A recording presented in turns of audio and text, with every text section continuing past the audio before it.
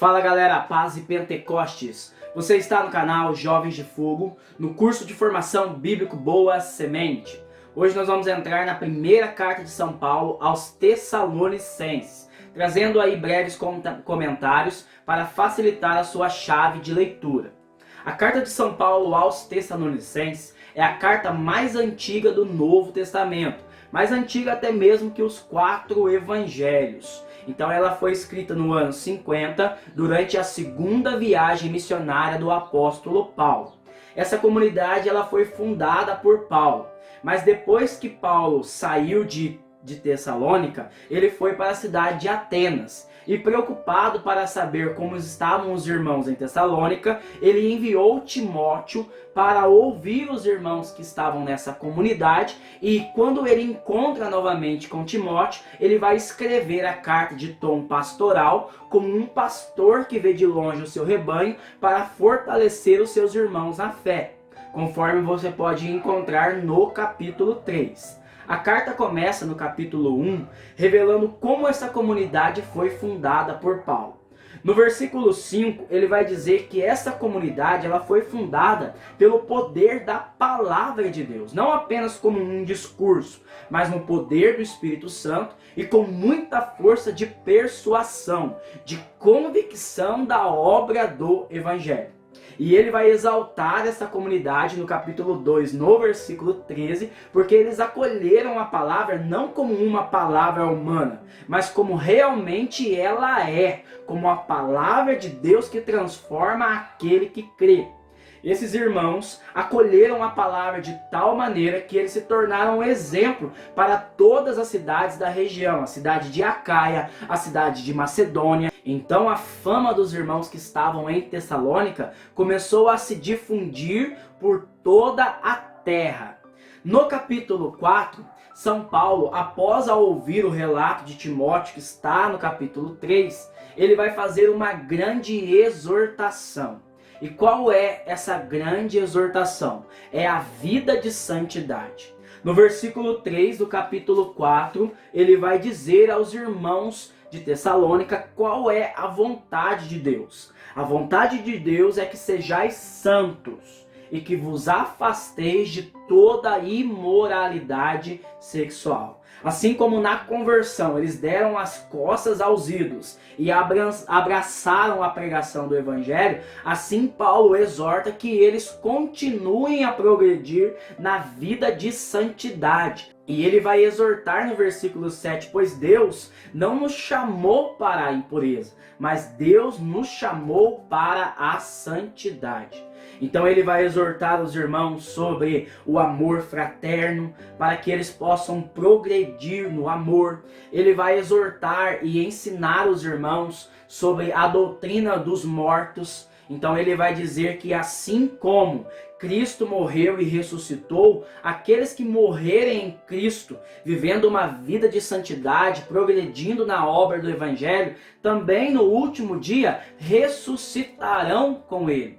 E isso vai abrir o leque para que ele possa entrar no capítulo 5 falando da parousia. Então ele vai exortar acerca de especulações que existiam dentro dessa comunidade. Muitos queriam determinar a hora, o dia que Cristo ia voltar. E São Paulo, à luz da pregação de Cristo e a doutrina dos próprios apóstolos, ele vai dizer que nós não sabemos o dia e nem a hora.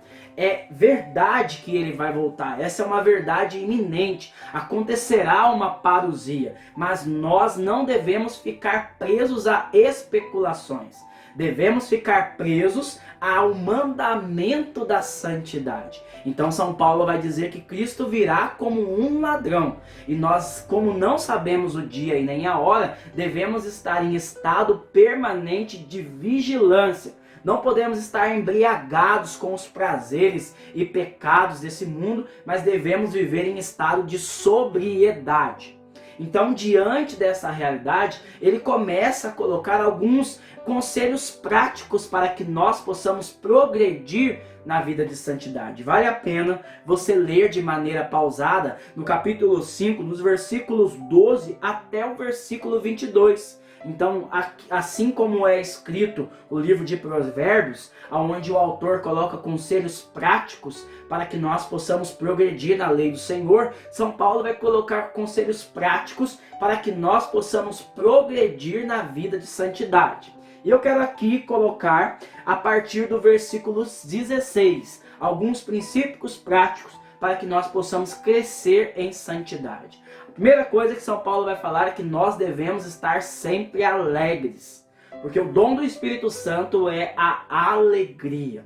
Segundo, São Paulo vai falar que nós devemos orar continuamente. Então devemos estar alegres no Espírito e orando continuamente. Então ele vai dizer que em tudo nós devemos dar graças. Mesmo nas tribulações, nas dificuldades, nas enfermidades, nós devemos estar o tempo todo em ação de graças. Porque essa é a vontade de Deus a nosso respeito.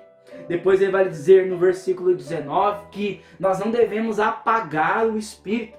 Assim como a comunidade começou no poder do Espírito, ela deve crescer na vida espiritual.